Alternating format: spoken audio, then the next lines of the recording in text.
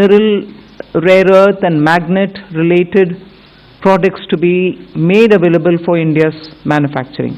Whether it's lithium ion, whether it's automobile sector, whether it's the new age solar, you need these rare earths to be processed and be made available. We have enough raw materials. The coastal areas are rich in these minerals, and therefore states also felt, I must credit that the interaction that I had with the finance ministers pre-budget, many states felt that there are rare earths which they can utilize. We then sat up in the budget group that we have, Revenue Secretary, Secretary DA, and thrashed out, talking with the states. What are the kind of things that we can do so that their capacities to extract these minerals, process them, make them something which the industry can benefit from. So India can be less dependent on imports of these materials. That is where, having spoken to states, we thought it's very important to recognize the corridor and give a policy for it so that industries can invest, private sector can come in, governments, state and center can come together on it. That is where these corridors were announced. And looking at the success of the defense corridor, I can confidently say these rare earth corridors will make that big a difference to the Indian economy. The first question, I think there's enough to cover all the election states. If I do, you will ask me, why have you done it only for the election states? Now I've done it for election and non-election states as well. You want me to spell out what has been done only for the election states? I'm quite happy to do it. 262, front. At the front, please. Here. Front side. Front row. Good afternoon, ma'am. Sapna Das here from CNBC TV 18. Two quick questions. Just wanted to understand the gross borrowing at over 17 lakh odd crore. Would the government look at it as being on the higher side? Just asking that. And within that also, if you look at your net tax revenue stream, of course, B2RE it's higher, and a lot of concessions have been given away both on direct and indirect taxes. But the trend seems to be a bit flat, around 28 lakh odd crore. So if you could explain to us, how is this entire thing looking? And second, ma'am, in terms of the disinvestment aim, 80,000 crores, would this also include IDBI stake sale sometime in FY27, ma'am? Thank you very much. So you've covered a number of secretaries all at one go. So on the borrowings, no, we don't think it's on the higher side because the net market borrowings are in the range of 11.73, which is been plus around that number for the last couple of years. The larger number is because we have 5.5 lakh crores which have to be repaid this year. So to that extent, we don't think that it's a large number. We have a plan how to manage this, and according to that plan, which also gets released from time to time, the markets would also know, as well as all of you want. 4. Okay. So, on the tax stream, because of some concessions that were given this year, there has been some course correction. But if you look at the next year, the direct tax is growing at 11.4% and continues to be 3.1% of the GDP. The total collection would be 6.9%. The indirect tax excise is growing very healthily because of the base correction, the base which has got added. Customs too is showing a decent buoyancy. So on the tax revenue, I think we are looking up. And even GST, as you would have seen the collection figures today, after rate rationalization, the buoyancy which we had expected, and in this hall we had discussed about it, you can see that coming back on that tax. Hi ma'am, Meghna Mittal from Money Control. The fiscal deficit target that you have set for next year from 4.4 to 4.3 is being seen as very, very gradual. Is there a specific reason, or is it because of the global uncertainties as one of the major factors for being such a gradual fiscal consolidation path?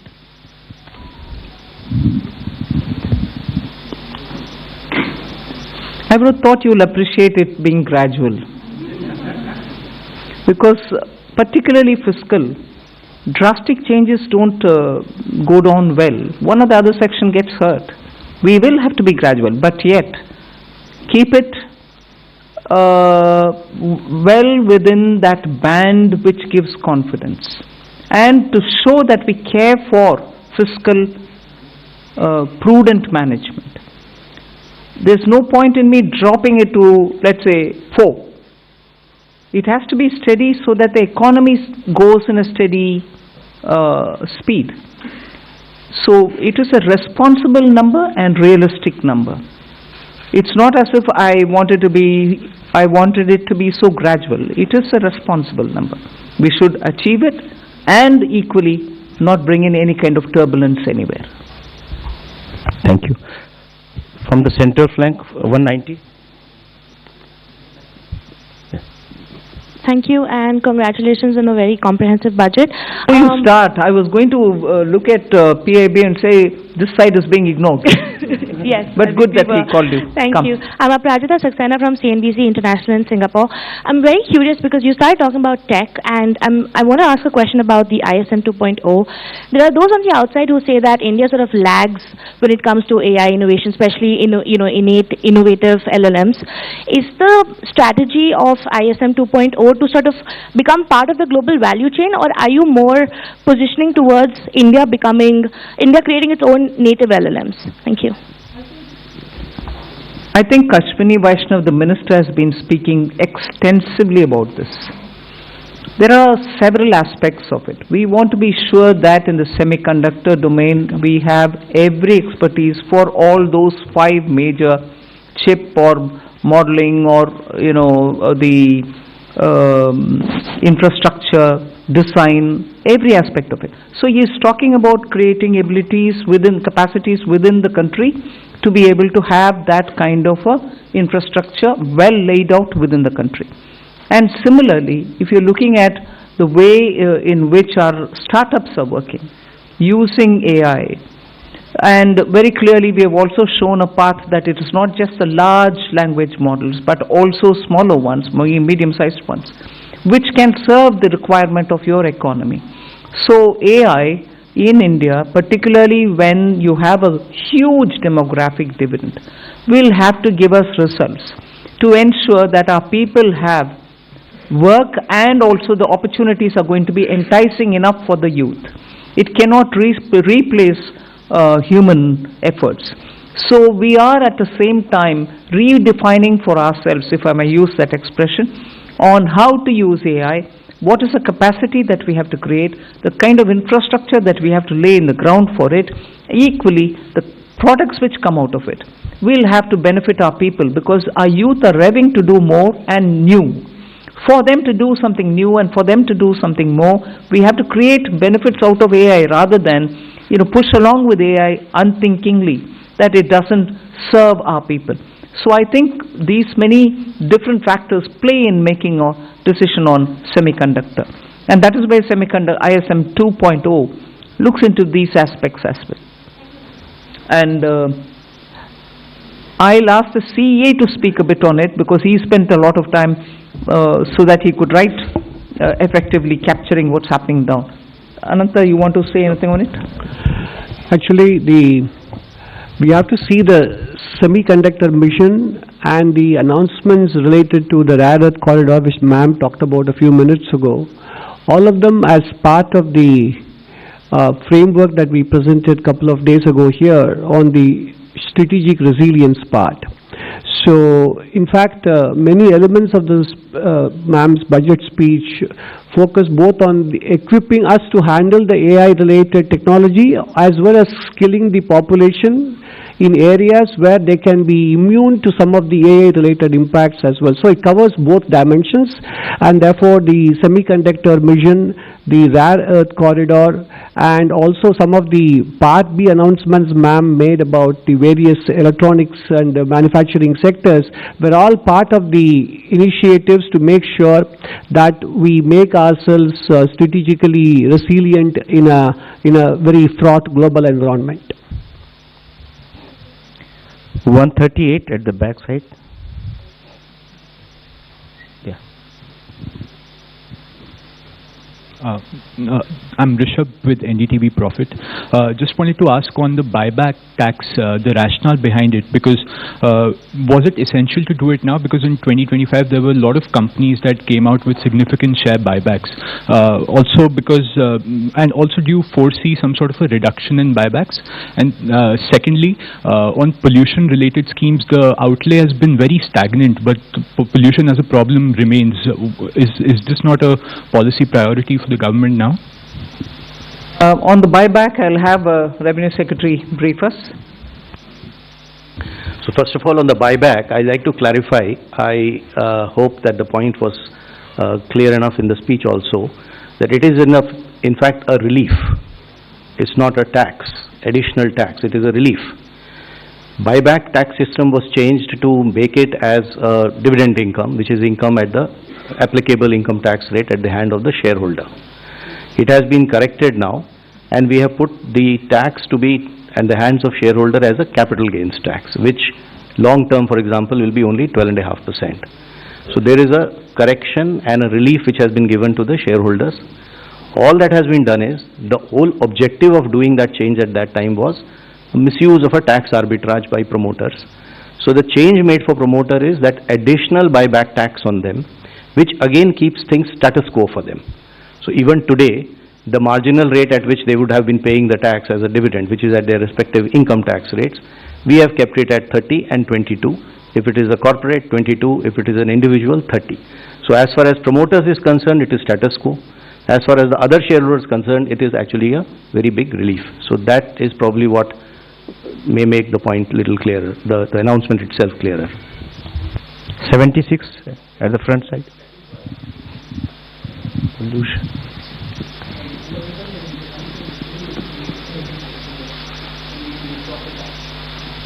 So pollution is a priority with government, and not everything has to appear at the budget speech is how I would put it, ma'am.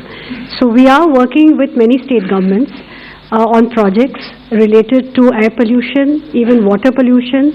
There is a significant budgetary outlay on sewage control as well as drainage. And as it was noted, you would have seen the Finance Commission recommendations also.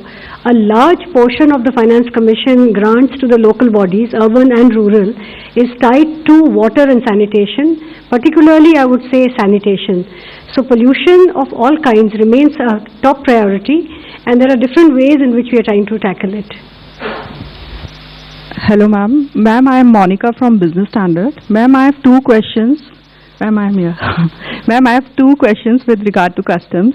Ma'am, in your budget speech, you said that honest taxpayers will be able to close their case and they can pay the additional amount in view of penalty. So I want to know whether this is a customs amnesty scheme, and if you can just provide the contours of this scheme. And also, ma'am, Economic Survey flagged the need for convergence between transfer pricing, which comes under income tax law, and customs valuation.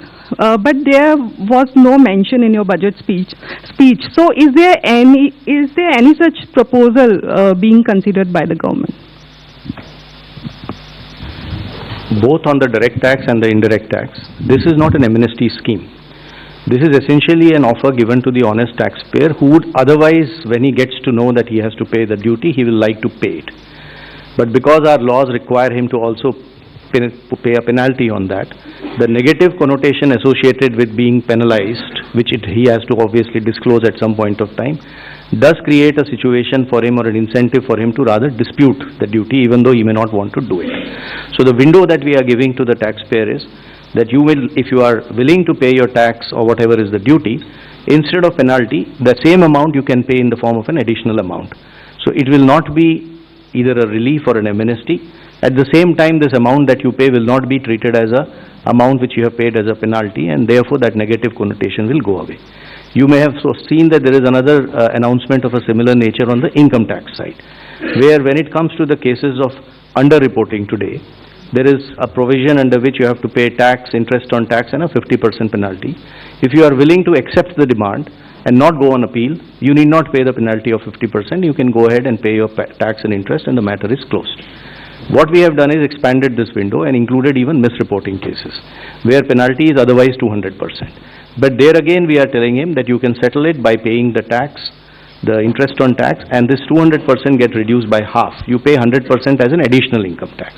The idea here is that if you are an honest taxpayer, accept the fact that you have to pay the duty.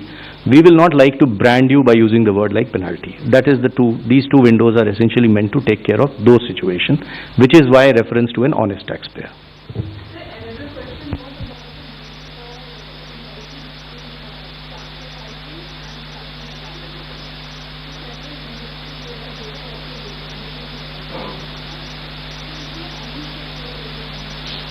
Yeah, we are examining that separately. 194. Left side, yes, back. Ma'am, this is Amitod Singh from CNBC International. Congratulations to you and your entire team. I have two questions. The first is around foreign investors. There were a number of expectations that, taxation structures would be changed, particularly when you think about things like withholding tax. So what we want to understand is whether that was even discussed within the government. And my second question is 15% defense spend increase. How much of that has to do with global uncertainty? Revenue Secretary can answer on the first question. See, global uncertainty is something which definitely occupies all the officials' mind when we are preparing for the budget. But I won't attribute it to be the cause for any one step. Across the board, we kept that in mind. So, it's not the cause for any one thing that we've done or one thing which we did not do. That's kept in our mind. Our macroeconomic fundamentals are strong. You heard the CEA speak that despite you having a macro sound economic foundation, you're still sort of facing a world which is uncertain. And therefore, when currency, Indian rupee versus the dollar becomes an issue, you have done everything within the country to make sure your fundamentals are fine. But uncertainty globally is affecting on many grounds, and we are seized of it for everything that we do, not for one particular thing, but ours. Yeah, I think today we need to look at what has been announced in the budget, so we would rather focus on that, because there would obviously be many of the issues which would be discussed and deliberated, but what has come out for you before in the budget is what is there, and we should probably focus on that. And if you saw that there are many announcements, especially which are addressing the needs for attracting investment in India, bringing more certainty, both for the residents who interact with their related parties as well as for the non-residents who otherwise do business here.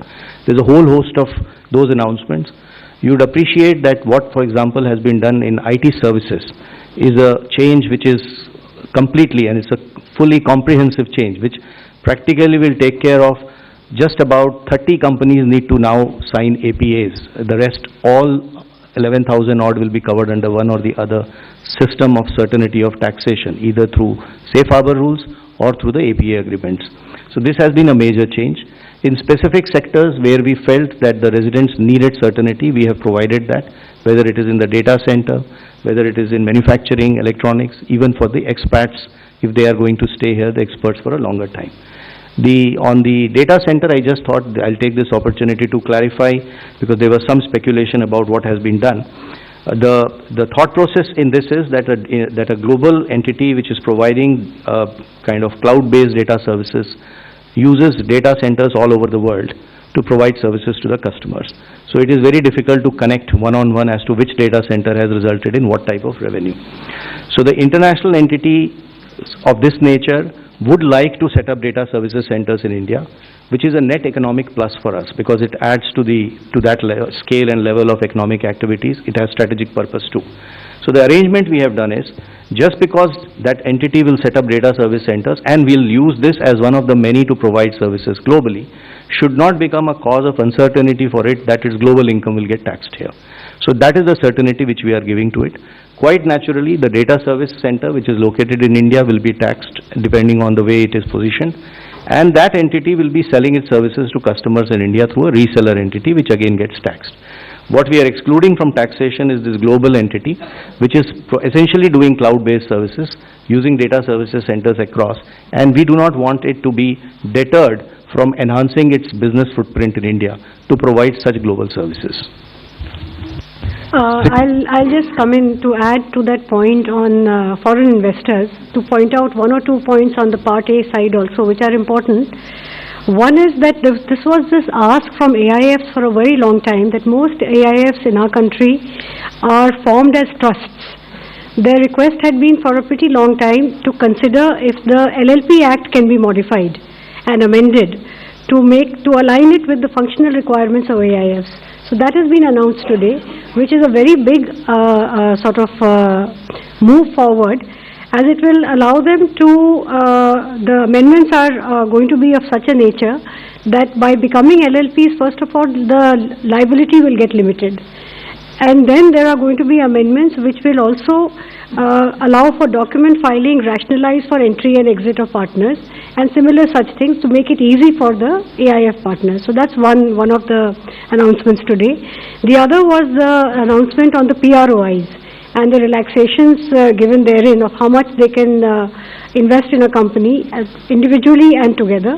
So those limits have been significantly enhanced, and all of it has been rationalized in line with OCIs and NRIs. Other than that, the FEM NDI rules, we intend to review it for two things. One is, again, we are continuously in touch with investors. There are asks over there. So instead of doing it one by one, this shows the intent of the government to actually reach out and address the world which is interested in investing in India and make it easy for them to do so. 214. Ma'am, मैं आलोक प्रियदर्शी हूँ CNBC आवाज़ से। Ma'am, मेरा सवाल यही है कि जो सवाल STT से रिलेटेड है, सिक्योरिटी ट्रांजैक्शन टैक्स से। मैम, यहाँ पे मैम जो पॉलिसी है फ्यूचर एंड ऑप्शन को लेकर सरकार की क्या पॉलिसी है, थोड़ा सा स्पष्ट करें। और दूसरा कि जो STT बढ़ाया गया है, बहुत ही जैसे रेवेन्यू सर ने कहा कि बहुत मामूली बढ़ोतरी की गई है, तो क्या इससे जो सरकार की पॉलिसी कि रिटेल इन्वेस्टर्स को ऐसे जो बहुत हाई रिस्क की इंस्ट्रूमेंट है उनमें निवेश से एक तरह से कॉशन करने की पॉलिसी है, तो क्या इससे ये मकसद हासिल होता है क्या? I'll ask the Revenue Secretary to go into the details, but आपका विषय जो मकसद के ऊपर बात कर रहे हैं ना, मैं पिछले बजट के समय में भी इसका एक्सप्लेन भी की। We are touching only the futures and options. STT otherwise बाकी सब का ट्रांजैक्शन के ऊपर कोई नहीं किया, मगर जहां स्पेकुलेशन, हिंदी में सट्टा बोलते हैं, स्पेकुलेशन ज्यादा और समटाइम्स हाईली रिस्की, क्योंकि हमें मैसेज आता है लोगों से कि इधर बहुत लॉस भी फेस कर रहे हैं लोग जिनके हाथ में इतना एक्स्ट्रा पैसा भी नहीं है जिससे वो स्पेकुलेट कर सकते हैं। So this nominal increase is purely aimed at high speculation, only to deter them. मकसद बोल रहे हैं, हाँ, उनको थोड़ा डिस्करेज करने के लिए। हम इसके खिलाफ नहीं है, जरूर एक्टिविटी जो होता है उसका रेस्पेक्ट करते हैं, मगर इतने लॉस और इतने छोटे छोटे लोग का लॉस को सरकार देखकर कैसे आप चुप रह सकते हो? डिटर करो थोड़ा उसको पीछे हटने के लिए, बस उतना ही। So the tax is only one element of kind of supplementing or supporting that policy, which is what I explained before. In as far as the rest of what and how this market has to be regulated is probably for the market regulator to respond better on that aspect of it. 67 from the center. I'm Pallavi from CNN News 18. Little political question, because the reactions are coming in from the opposition parties. Rahul Gandhi specifically says that the budget has failed to go in for a course correction and that it's not addressed the real concerns of the country. With due respects, I don't know what course correction he is referring to. Economy and its fundamentals are strong. Global uncertainty is facing many of our sectors, for whom we have brought in so many different schemes for those small and medium enterprises, for textiles, for leather, for shoe uppers, for people who are working in the rural areas, schemes for benefiting them, for even the farmer and value addition. For women entrepreneurs who are chote groups, self-help entrepreneurs, the she marts that we've come up with. These are ways in which we are reaching out to the common small people to make sure that they don't have to face, big changes in their life because of any volatility coming from outside. They could be contributing to exporting small things, but different uncertainties can affect them equally. Many of them have been shown as successful because you see when you go there, Lakpati Didis is a fantastic difference made to women in the rural areas. Now we're bringing them together to sell their wares. Are these not measures through which we are reaching out for the poor, the small, those in a difficult terrain or in rural areas?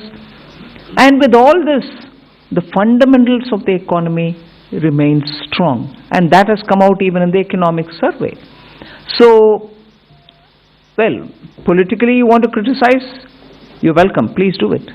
But if you want to give me the facts on which you're basing your argument, I'm willing to hear and willing to reply to that. 16, the center, yeah, left side. Ma'am, I am Bani Kinkar Patnaik from the Economic Times. Ma'am, I think probably one of the most important features of this budget is that for the first time in probably many years, your effective capital expenditure at 4.4% of GDP is going to be slightly higher than your fiscal deficit, projected fiscal deficit for the next year. So it means, I mean, in other words, you will be using more than your entire borrowed resources. You will be deploying that in productive spending. So I wanted to ask you that, whether it is going to be the new normal in the coming years. And ma'am, one clarification I needed. This VV Jiramji scheme, you have allocated more than 95,000 crore. At the same time, I see that, Narega has also got 30,000 crore. So is it going to be on top of that, or because Jiramji scheme is supposed to replace this Narega scheme? I'll ask the Expenditure Secretary to respond on that. Yeah, on the new scheme, the Jiramji, the budget provision has been provided exactly as what you would have seen when the bill was being presented and the act was there. So we have gone exactly whatever is required has been provided. Now on the old scheme also having some money, in fact it's a legacy of the inefficient way in which the scheme was, the MG Narega was being implemented by the state. So there is some carryover of liabilities, 30,000 crores. So that we have taken the responsibility of verifying and fulfilling it. So that's why we have kept that, but otherwise fresh implementation will be on the new provisions.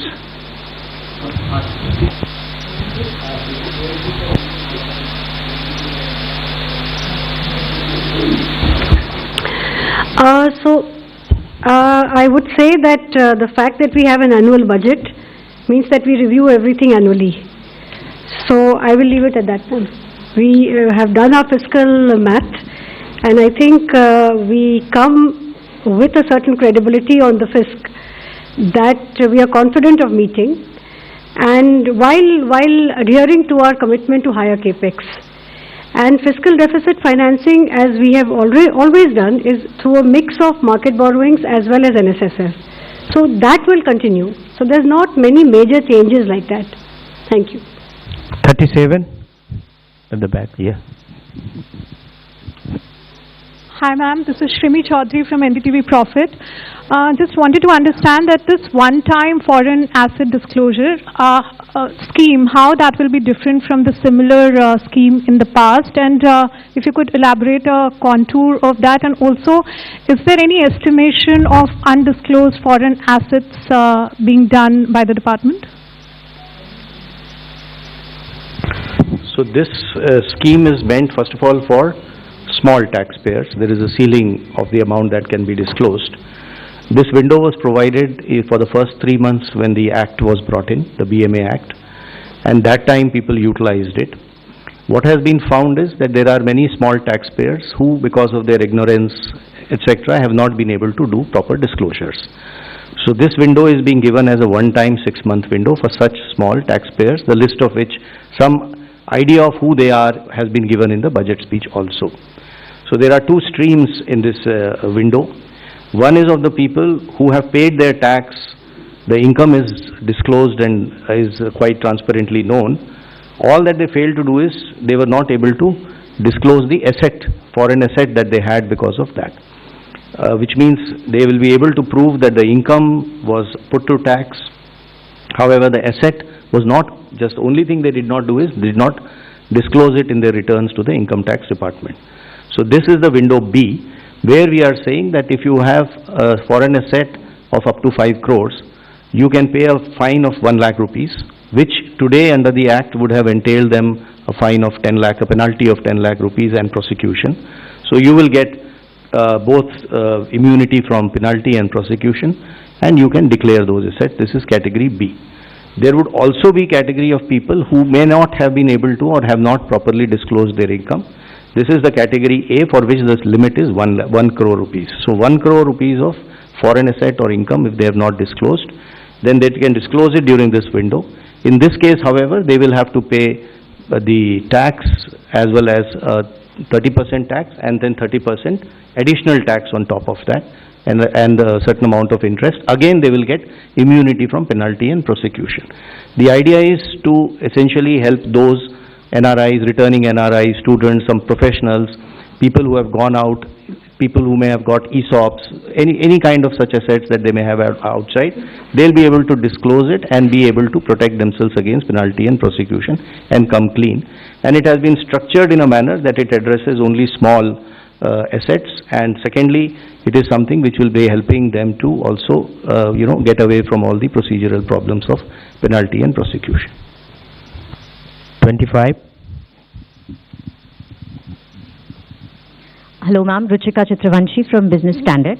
Ma'am, while you've stated that global uncertainty was playing on the minds of officials across the board, if I may ask you, what was the one challenge that you were trying to address, or economic concern that you were trying to address in this budget?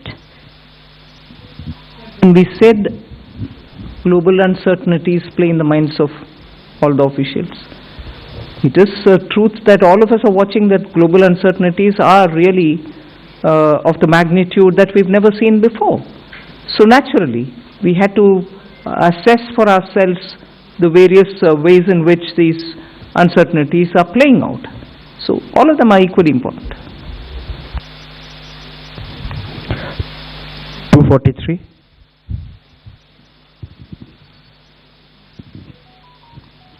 Good afternoon, ma'am. Kriti Ambe from Informist Media. Ma'am, this year's nominal GDP projection, the projection of 393 lakh crore, does it take into account the upcoming base year revision, or is it possible that this number would undergo further revision when MOSPI releases the new base year and releases its estimates based on the new base year by the end of February? Let the CEA and Secretary EA answer that. The 393 lakh crores or 10% nominal GDP growth was arrived at based on the existing GDP base year and the methodology. Ma'am, if I could follow up on that, back in 2015 when the base year revision had happened, the previous year's 14 and 13 numbers went up, nominal number went up by odd 9 lakh crore. So if FY26 number goes up by that sort of magnitude, or even if not from 357 it goes to 360, your fiscal deficit estimate would come down even further. So do you think there is possibility? You began your question with the if, right? No answers from my side for ifs. Sure, thank you, ma'am. 45. I think center. Hello ma'am, this is Pushpita Dey from the New Indian Express. So a lot of custom duty reductions have been introduced. So how do you see the impact on the revenue, and also particularly for the consumer goods like 50% duty reduction, will there be any measures to ensure there is no dumping after the reduction happen? And also, not particularly related to the budget, after the recent Tiger Global Tax Supreme Court verdict, do you see there will be any impact on the foreign investment for India? Thank you. Customs duty, the reductions, etc., which have been given have a logic for that sector, the need for those items to be brought into India, and customs duty not to add cost to it. So there is an economic logic of why it has been done. And if you have seen, most of them are meant to essentially enhance either manufacturing or value addition within India, or help the cause of exporters who are using those imported items to export items from out of India. So this is a very conscious sectoral call. For each sector item, the value chain has been analyzed, based upon which decision on whatever moderation or whatever calibration of duties were to be done have been done. The second part, in terms of revenues, etc., is concerned, what you would have seen is there are a lot of custom process reforms that have been proposed. And the idea is essentially to enhance the volume of international trade, which should fetch us more revenues rather than playing on the rate itself. So we do hope that these process reforms will encourage more people to kind of, export, in the process probably the part of global value chain, more exports, and duty or revenues will be a result of that buoyancy. I just want to add one additional point to what my colleague Revenue Secretary said. If you look at many of the customs duty reliefs given in Part B, you have to read them in conjunction with the announcements made in Part A on manufacturing. So you look at electronic component manufacturing and you look at the concessions given in Part B, there is a certain logic, alignment and synergy between the two. So that's exactly what you need to focus on. So actually, the fear of dumping there, will you be monitoring it? We are looking at only those sectors where we need to have our production capabilities improved, and raw materials shouldn't be a constraint on those items which are necessary for us. So it is a very calibrated way in which we've done that. 39, the front. Thank you, sir. Congratulations, ma'am, and everybody. Karishma from Business Today. Ma'am, I just want to also continue the question on the rural employment scheme. A couple of states have shared skepticism and apprehension if they'll be able to fiscally absorb it and if they have the appetite on the cost sharing for the scheme. Ma'am, second, just a follow-up question, if there could be an update given on IDBI disinvestment. I think the Agriculture Minister has spent a lot of time interacting with states to tell them what actually is Vikasit Bharat Gram, the G Ramji program is about. It is not about money. We have continuously given. That's why you heard Expenditure Secretary say, Manrega, balance which has to be carried forward, had to be provisioned for, we had to pay them back. Although inefficiently spent, we have to still give them, though we made the provision. And Vikasit Bharat Ji Ramji, as was at the time of the act getting passed, whatever was predicted was going to be provided, we provided for that. So I think there need not be any doubts in the minds of what is going to happen about rural employment guarantee scheme. In a way, the new scheme actually understands how efficiently it can function in the ground. Inefficiencies have been removed from it, and the money allocation proves that we have put the money where we spoke about. So that's fine. All disinvestments which have been approved by the cabinet earlier, that list will continue to be before us, and we will carry forward every such. And on specific, if you want to know, we have our Deepam Secretary. Please do tell.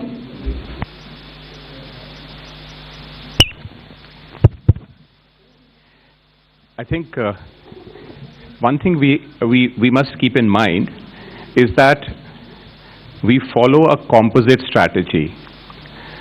and disinvestment and closure have to be seen together as part of that composite strategy which enhance or increase the participation and efficiency of the private sector. As part of that strategy, as Honorable FM said, whatever in principle approvals we have obtained for both disinvestment and closure, say about 50 of them, half of them have already been completed, which means about 12 closures and 13 strategic disinvestment transactions. The other ones are on track. That is why we keep aspirational targets, because we are fully on track and fully committed to completing each one of them and taking to a logical conclusion. Thank you. Yes.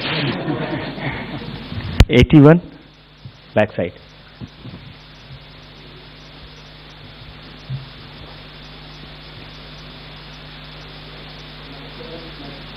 हाँ.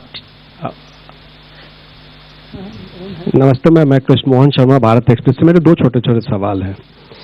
एक तो मुझे याद है कि दीपावली के दिन मैंने पूछा था कि फार्मास्यूटिकल